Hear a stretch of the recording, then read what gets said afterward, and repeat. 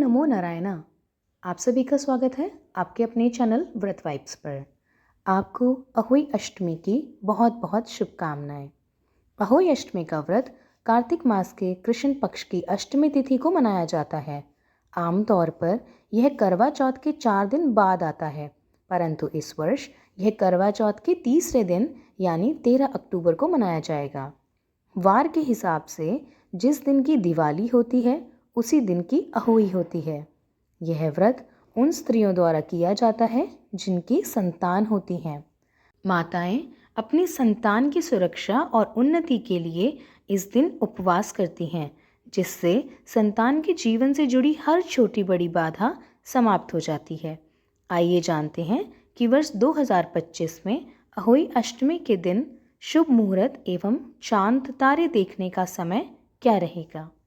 हिंदू पंचांग के अनुसार इस वर्ष कार्तिक माह के कृष्ण पक्ष की अष्टमी तिथि प्रारंभ हो रही है 13 अक्टूबर को दोपहर 12:24 पर एवं समाप्त होगी 14 अक्टूबर को सुबह 11:09 पर। ऐसे में अहोई अष्टमी का व्रत 13 अक्टूबर को रखा जाएगा। इस दिन ब्रह्म मुहूर्त होगा सुबह 4:41 से 5:31 तक।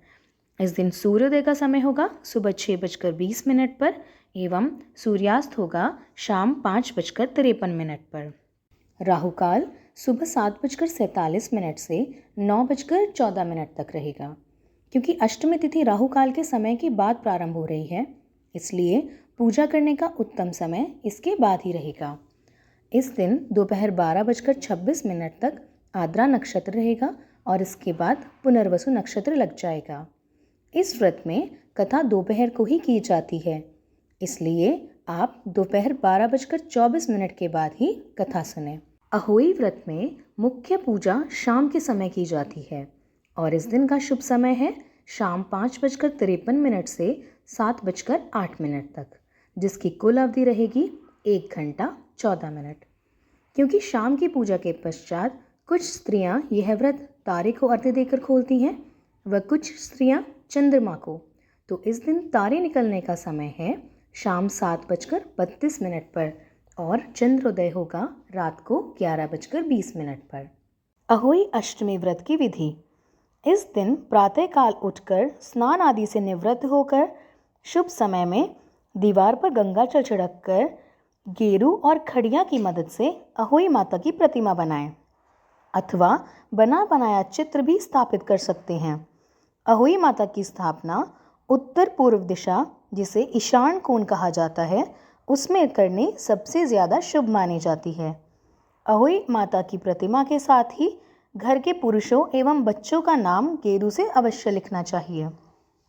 अगर आपका पहला अहोई का व्रत है तो चांदी की अहोई, जिसे श्याऊ कहते हैं, उसके साथ 2 चांदी के मोती पिरोकर माला बना लें। और अगर आप पहले से व्रत करते हैं तो इसमें 2 नए चांदी के मोती डलवाकर उसके बाद तिलक लगाकर इसकी पूजा करें। दोपहर में कथा सुनने के समय हाथ में चावल और धूप घास के साथ ही अहोई श्याऊ की माला लेकर या उसे गले में पहनकर कथा सुननी चाहिए। कोशिश करें कि यह माला पूरे दिन धारण करें व कुछ देर के लिए अपने बच्चों को भी पहना सकते हैं। शाम के समय किसी कन्या या बच्चे से अहोई के सामने गेहूं की ढेरी लगवाकर मिट्टी, पीतल अथवा तांबे के 2 कलश भरवाकर रखें और उसमें कुछ गेहूं के दाने भी डलवा दें। इसके ऊपर सराई या कटोरी ढक दें। अब शाम की पूजा के शुभ मुहूर्त तक जो भी आपके यहाँ पूजा जाता है वह भोजन सामग्री आप बना लें और घर के बड़ों के लिए बायना निकालें। कोशिश करें कि अहोई के बायने में कपड़े अवश्य हों। फिर बड़ों को आदर पूर्वक बायना देकर उनका आशीर्वाद लें। इसके बाद तारे या चंद्रमा को अर्घ्य देकर स्वयं भोजन करें। जल देते समय यह ध्यान रहे कि किसी एक कलश में थोड़ा सा जल बचाकर रख लें, जिससे दिवाली वाले दिन आपको स्नान करना चाहिए, क्योंकि यह शुभ माना जाता है। गेहूं उठाकर किसी गरीब को दे दें या पक्षियों को डाल दें। वैसे तो अहोई की माला को दिवाली तक धारण करके दिवाली के बाद किसी शुभ दिन उतार कर उसका गुड़ या किसी मीठी चीज़ से भोग लगाकर जल के छींटे देकर और मस्तक झुकाकर रखा जाता है। लेकिन अगर आप दिवाली तक अहोई माला धारण नहीं कर सकती तो जिस कलश में जल बचाकर रखा है उसे वह माला पहना दें, क्योंकि दिवाली से पहले अहोई माला को उतार कर नहीं रखा जाता।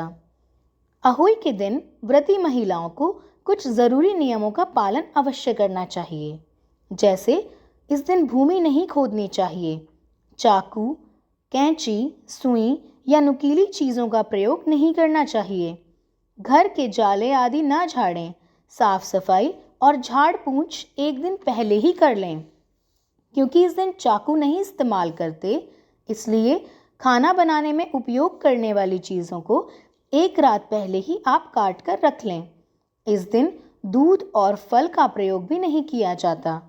जिस स्त्री को बेटा हुआ हो अथवा बेटे का विवाह हुआ हो उसे अहोई माता का उचमन जरूर करना चाहिए।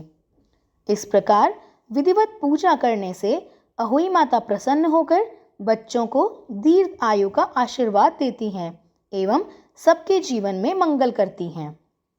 विशेष उपाय: इस दिन पंडितों को पेठा दान करने से शुभ फल की प्राप्ति होती है। यह थी आज की जानकारी। उम्मीद है आपको उपयोगी लगी होगी। अहोई माता सब पर अपनी कृपा करें। इसी कामना के साथ मैं वीडियो को विराम देती हूँ। जय श्री राधे।